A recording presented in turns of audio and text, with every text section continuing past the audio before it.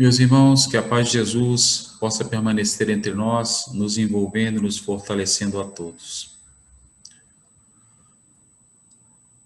A reflexão de hoje está baseada no Evangelho segundo o Espiritismo, no seu capítulo 20, os trabalhadores da última hora.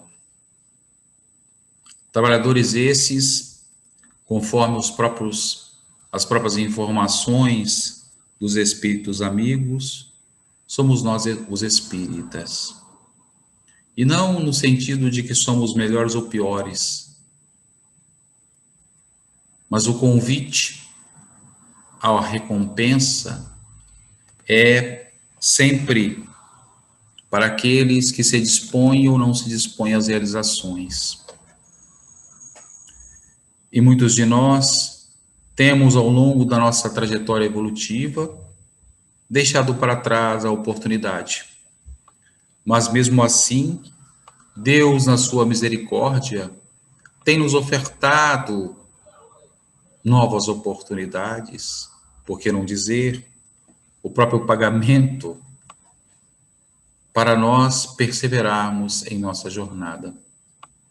O convite é de superação à preguiça, a utilizar o trabalho no sentido de destruição dos outros, se tornando superior e desrespeitando os seus semelhantes. O convite é ao trabalho constante, que nem sempre será o mais completo, o mais qualificado. Mas a boa vontade e a predisposição do aprendizado vai nos deixando cada vez mais apto, cada vez mais preparado para entregas melhores, para entregas maiores. Afinal de contas, a reencarnação nos mostra, e daí a consciência de que somos os trabalhadores da última hora, no sentido de que muitas existências, muitas caminhadas e muitos momentos já vivemos em contato com a mensagem do Jesus. E hoje, cabe-nos, como espíritas,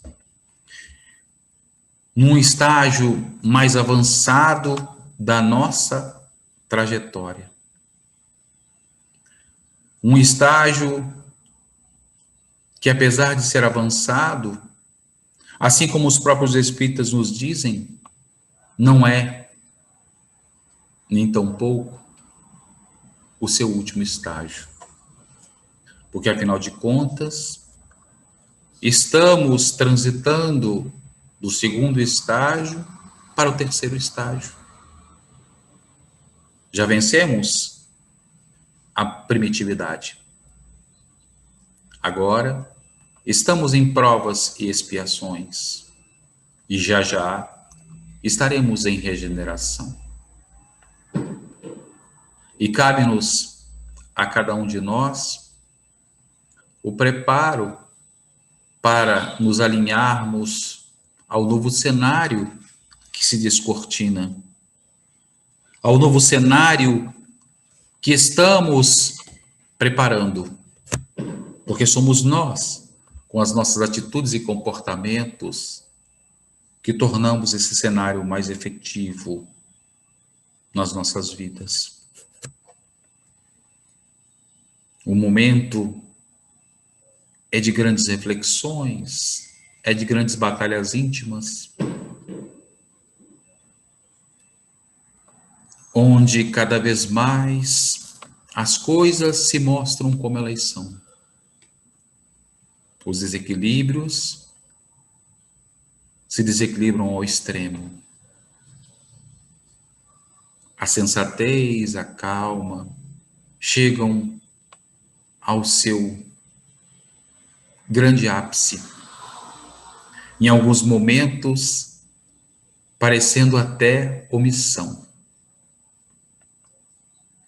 Porque se nós observarmos o grande exemplo de todos nós na história da humanidade, o grande mestre Jesus, nós observamos que no seu ápice, ele orou, levou o seu pensamento ao alto e disse a Deus: Deus, perdoa-os, porque eles não sabem o que fazem. E ele estava se referindo a todos nós.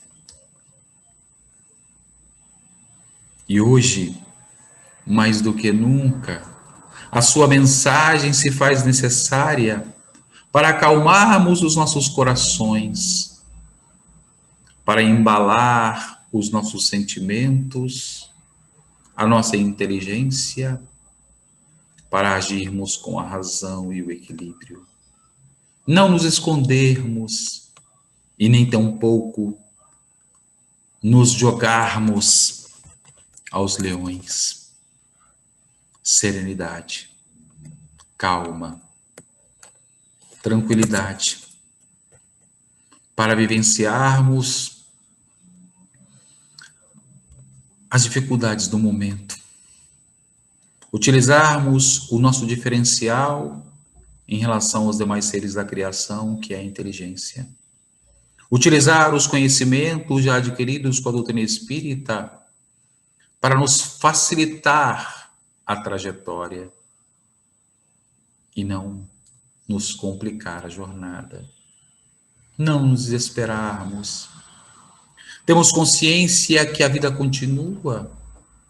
E isso não quer dizer que vamos nos apequenar ou nos acomodarmos esperando o desencarne.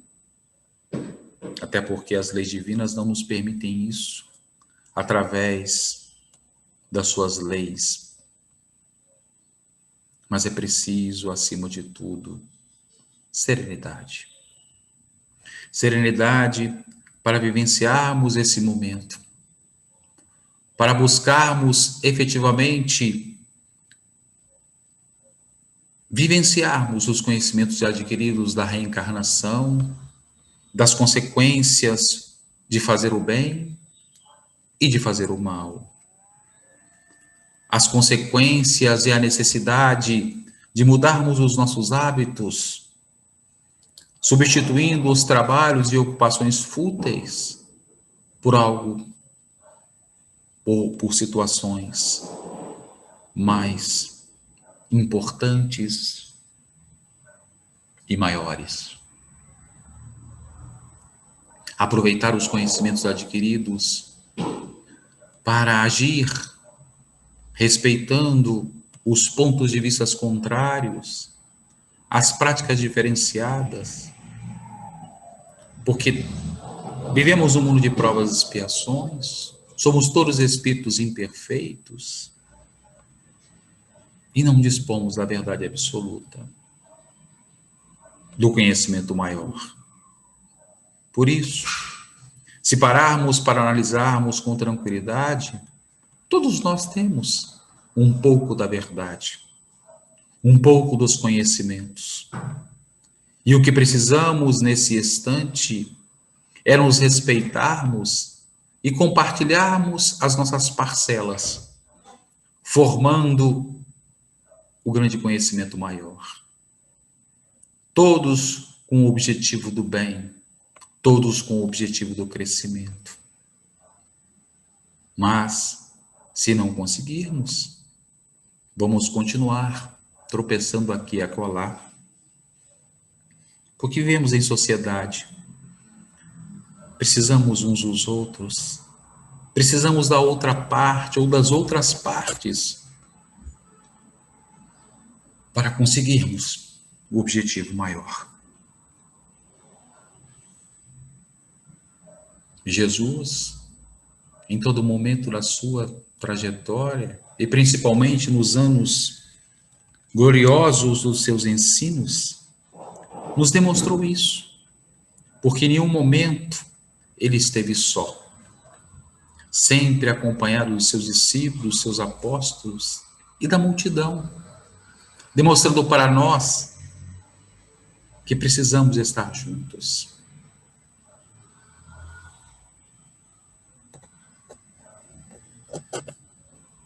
Só que nós, nas nossas caminhadas, fazemos as nossas escolhas através do nosso livre-arbítrio.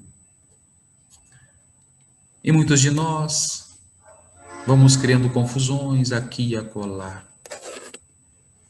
Mas Deus continua atento e continua nos ajudando. E por incrível que pareça, aproveitando os nossos desejos, os nossos pensamentos, as nossas ações maquiavélicas, nos trouxe a pandemia. Nos permitiu que ela estivesse entre nós e não pudéssemos saber de onde ela veio nem para onde ela vai. Assim como os espíritos que nos circundam, espíritos esclarecidos ou espíritos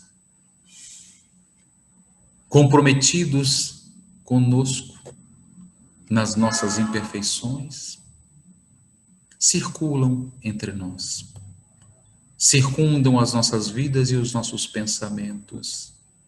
E como eles próprios nos afirmam, em muitos momentos nos dirigem à caminhada por nossa própria escolha. Está aí a pandemia, nos convidando mais uma vez à reflexão, nos convidando ao retorno ao lar para muitos de nós, o cadinho doméstico, tão mencionado e tão citado nos nossos estudos. Voltando-nos para a família, base da sociedade, tão combalida, tão combatida e tão destruída pela própria sociedade, ou por nós mesmos.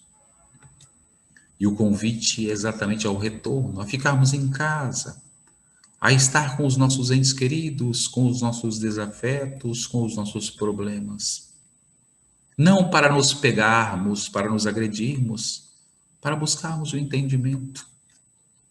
E aí o convite ao espírita, ao estudante da doutrina espírita, como nós muitas vezes nos afirmamos ou nos colocamos na condição de.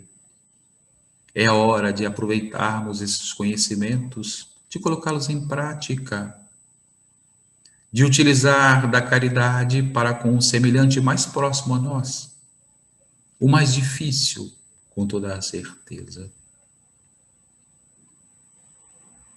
A casa espírita momentaneamente está fechada por razões óbvias,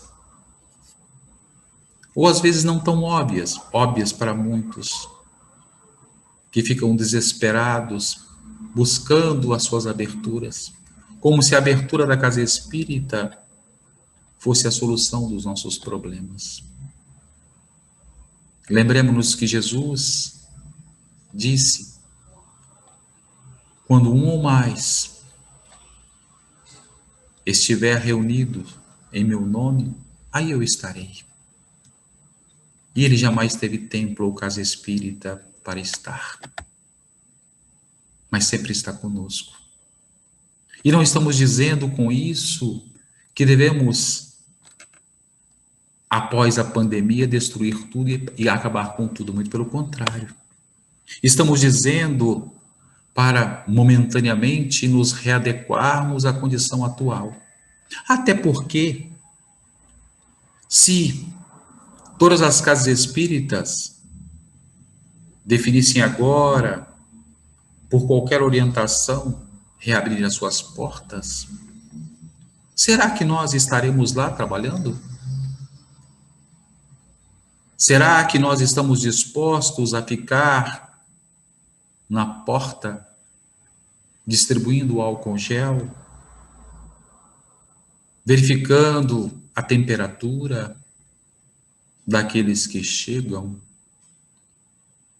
observando e pedindo respeitosamente para aqueles que ali chegarem sem a máscara, sem os cuidados devidos, retornarem aos seus lares de forma respeitosa e carinhosa?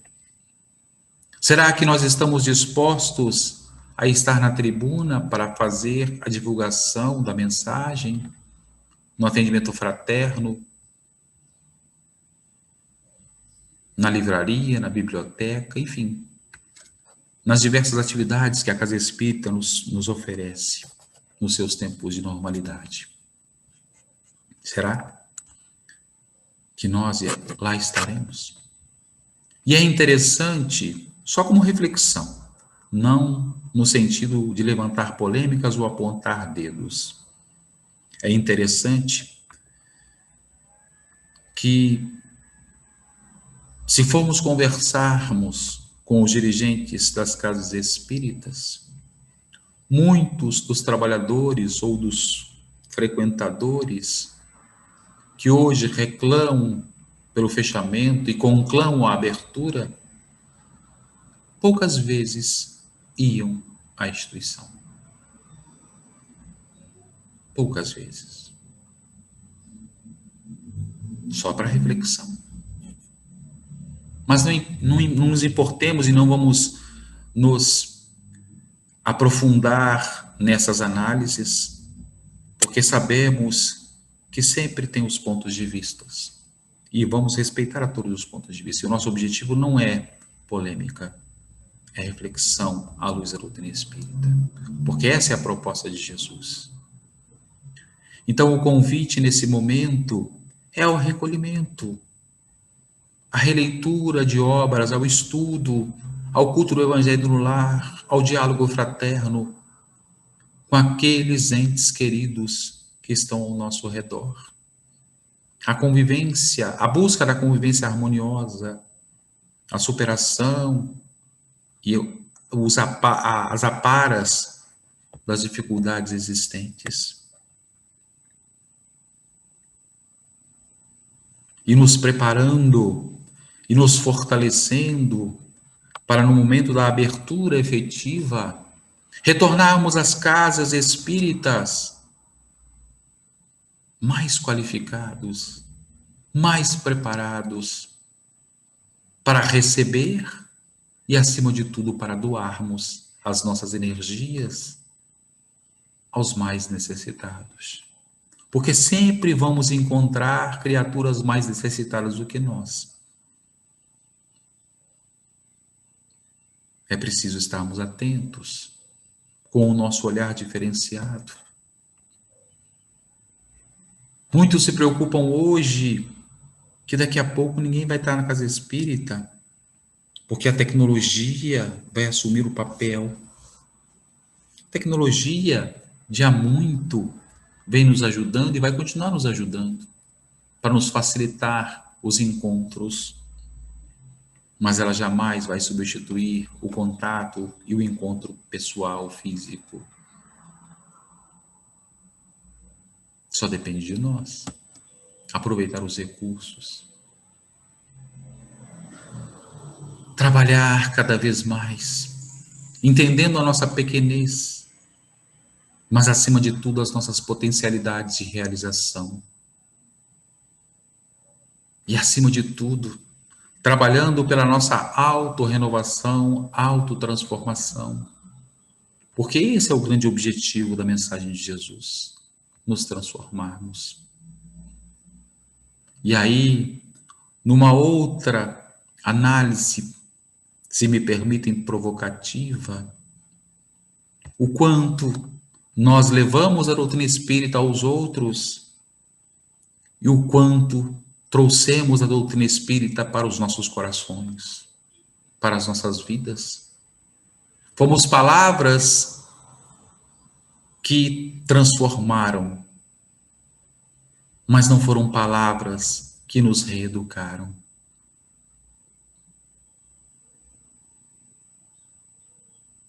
Reflitamos, meus irmãos, nesse momento de agora, de pandemia, o quanto somos merecedores de tudo aquilo que já dispomos e o quanto podemos fazer mais em nosso benefício e, acima de tudo, dos benefícios daqueles que nos cercam. Quanto nós efetivamente ensinamos e praticamos a verdadeira caridade. O quanto efetivamente fomos consolados e levamos consolo aos aflitos. O quanto fomos abnegados e exercitamos a piedade, a compaixão, que são bases iniciais do amar ao próximo. Que temos consciência, pelo menos no que diz respeito a mim, ainda estou muito distante de viver na sua plenitude. Mas, para que o amor reine em nossas vidas e reine nos nossos corações, precisamos fazer o exercício gradual e permanente, que nos vão fazer superar as nossas rivalidades, as nossas discórdias, as nossas dissensões, os pontos de vistas diferentes, que são apenas diferentes, porque o nível de entendimento, de compreensão ou até de interesses são diferentes. Todos estamos com parte da verdade, porque a verdade é única, é Deus. E nós vamos gradativamente compreendendo e construindo esse entendimento. Precisamos cada vez mais ser trabalhadores fiéis e não falsos cristos ou falsos profetas. Não no seu sentido amplo, mas até no seu sentido íntimo, de que nós tenhamos efetivamente convicção e coragem naquilo que já conhecemos, naquilo que já aprendemos. O trabalho não é fácil, meus irmãos, mas também sabemos que a colheita, ela é inevitável e que só depende de nós esse desejo, esse esforço de transformação e de realizações, para que a gente consiga, acima de tudo, ser cada vez um pouquinho melhores do que ontem. Que a paz de Jesus possa permanecer entre nós, hoje e sempre. Graças a Deus.